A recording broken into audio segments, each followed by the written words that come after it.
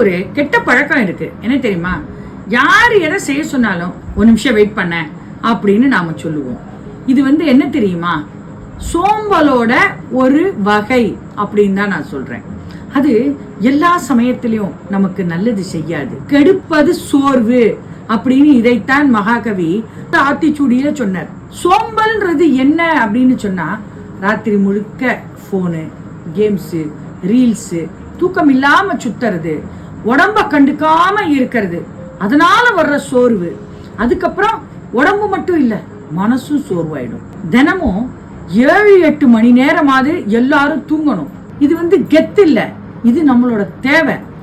தண்ணி குடிக்காம 4 மணி நேரம் நம்ம ரீல்ஸோ யூடியூபோ பார்த்தோம்னா அது நம்ம உடம்புக்கு கெடுதி. டோபமைன் டீடாக்ஸ் கேள்விப்பட்டிருக்கீங்களா? ரீல்ஸ், ஷார்ட்ஸ் 5 நிமிஷத்துக்கு ஒரு தடவை நம்மளுக்கு ஷாக் கொடுக்கறது தெரியுமா? சோசியல் மீடியா நம்மளை அப்படி படுத்துறது. நம்ம அதுக்கு அடிமையாயிடக்கூடாது. சோம்பேறித்தனத்தை அதுல காட்டக்கூடாது. நமக்கு உற்சாகம் வேணும் தான், இல்லைன்னு சொல்லல. அதை என்ன பண்ணணும்?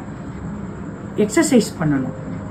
உடம்ப கொஞ்ச நேரமாவது கிடப்புல போடணும். வாக்கிங் போகலாம், இசை கேட்கலாம், ஏன் புஸ்தகம் படிக்கலாம். சோர்வால கெட்டு போறதுன்றது இன்னைக்கு சுகமா தெரியும்.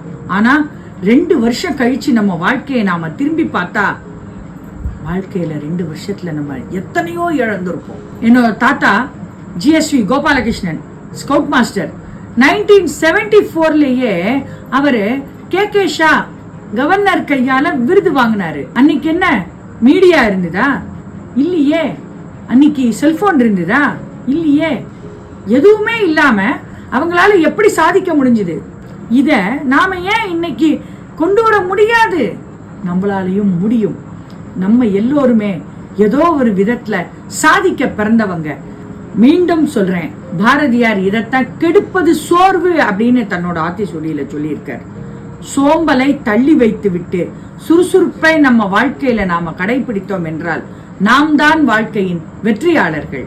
உங்களுக்கு எந்தெந்த விஷயம் பண்ணும் போதெல்லாம் சோர்வு வருது அப்படின்னு கமெண்ட்ல போஸ்ட் பண்ணுங்க. உங்க லைஃப் ஸ்டைலே சேஞ்ச் ஆகணும்னா என்ன ஃபாலோ பண்ணுங்க. நான் உங்கள் உமா பாரதி, மகாகவி சுப்பிரமணிய பாரதியாரின் வம்சாவளி. வணக்கம்.